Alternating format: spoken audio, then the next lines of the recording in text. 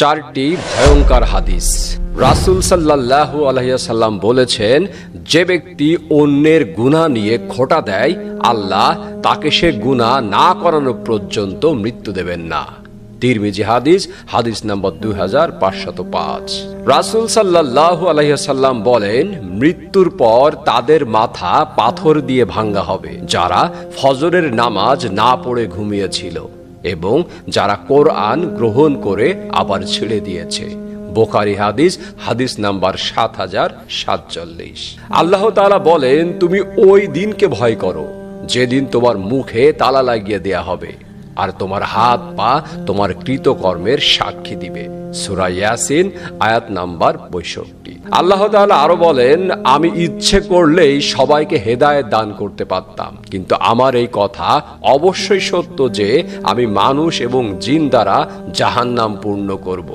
সূরা আস-সাজদা, আয়াত নাম্বার 13। ইসলামে অসংখ্য কবিরা গুনার ব্যাপারে বলা হয়েছে। এর মধ্যে ভয়ঙ্কর চারটি গুনাহ হলো আল্লাহর সঙ্গে শরীক করা, কোনো ব্যক্তিকে অন্যায়ভাবে হত্যা করা, পিতামাতার অবাধ্য হওয়া এবং মিথ্যা বলা অথবা মিথ্যা সাক্ষ্য দেয়া। সহিহ বুখারী, হাদিস নাম্বার 6871। আল্লাহর সঙ্গে শিরক করা। শিরক আল্লাহর কাছে সবচেয়ে ঘৃণ্য এবং জঘন্যতম পাপ। কোরআনে শিরক সবচেয়ে নিকৃষ্ট জুলুম বলা হয়েছে এবং বিভিন্ন আয়াতে বারবার শিরক থেকে বেঁচে থাকতে নির্দেশ দেওয়া হয়েছে। আল্লাহ সব গুনাহ ক্ষমা করলেও শিরক ক্ষমা করবেন না।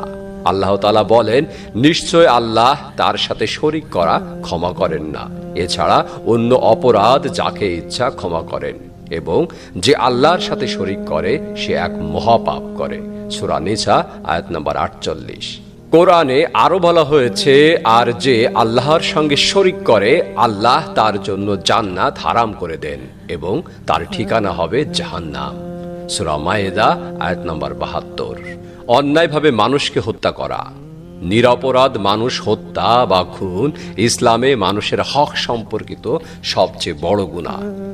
ইসলামে মানুষ হত্যা দুনিয়াতে দণ্ডনীয় অপরাধ, এর শাস্তি ভোগ করতে হবে আখিরাতেও। একজন নিরপরাধ মানুষকে হত্যা করার অপরাধ কত ভয়াবহ তা ফুটে ওঠে আয়াতে। আল্লাহ তাআলা বলেন, যে ব্যক্তি মানুষ হত্যা কিংবা জমিনে সন্ত্রাস সৃষ্টির কারণ ছাড়া কাউকে হত্যা করলো, সে যেন সব মানুষকে হত্যা করলো, আর যে একজন মানুষের প্রাণ বাঁচালো সে যেন সব মানুষকে বাঁচালো। সূরা মায়েদা, আয়াত নাম্বার 32। আল্লাহ তাআলা আরো বলেন, যে ব্যক্তি কোনো মুমিনকে ইচ্ছাকৃত হত্যা করে তার শাস্তি জাহান্নাম, যাতে সে স্থায়ীভাবে থাকবে। তার উপর আল্লাহর ক্রোধ, অভিশাপ এবং আল্লাহ তাআলা তার জন্য ভীষণ শাস্তি প্রস্তুত করে রেখেছেন। সূরা নিসা, আয়াত নাম্বার 93। আব্দুল্লাহ ইবনে মাসউদ রাদিয়াল্লাহু তাআলা আনহু বলেন, আল্লাহর রাসূল সাল্লাল্লাহু আলাইহি ওয়াসাল্লাম বলেছেন, মুসলিমকে গালি দেয়া গুনাহের কাজ এবং তাকে হত্যার উদ্দেশ্যে আক্রমণ করা কুফরি। সহিহ মুসলিম, হাদিস নাম্বার 124। বাবা মাকে কষ্ট দেয়া।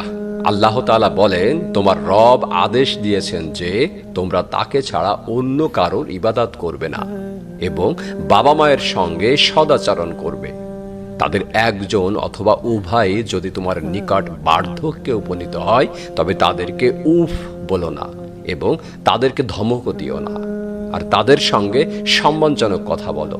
তাদের জন্য বিনয়ের ডানা নত করে দাও এবং বলো, হে আমার রব, তাদের প্রতি দয়া করুন যেভাবে শৈশবে তারা আমাকে লালন পালন করেছেন।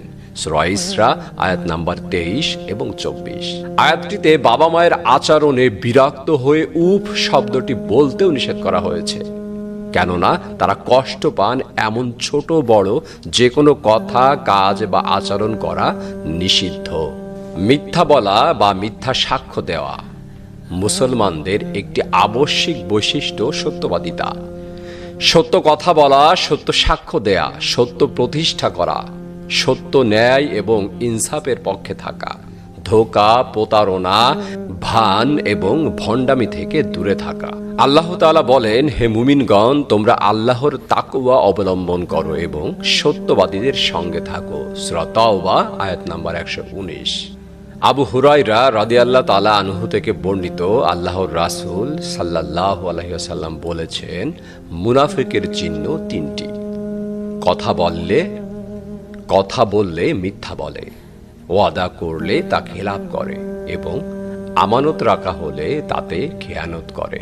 সহিহ বুখারী হাদিস নাম্বার 33।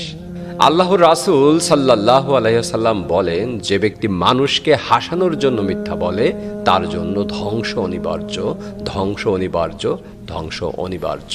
সুনানে আবু দাউদ হাদিস নাম্বার 4990।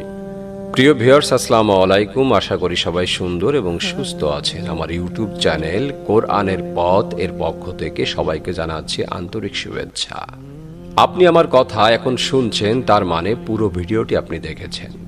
ভিডিওটি ভালো লাগলে অবশ্যই একটি লাইক করবেন, সাবস্ক্রাইব করবেন এবং ইতিমধ্যে যদি আপনি আমার চ্যানেলটিকে সাবস্ক্রাইব করে থাকেন তাহলে আবারও আপনাকে অসংখ্য ধন্যবাদ। সবাই ভালো থাকবেন, সুস্থ থাকবেন। আল্লাহ তাআলা সবার মঙ্গল করুক সেই কামনায়। আসসালামু আলাইকুম ওয়া রাহমাতুল্লাহি ওয়া বারাকাতুহু।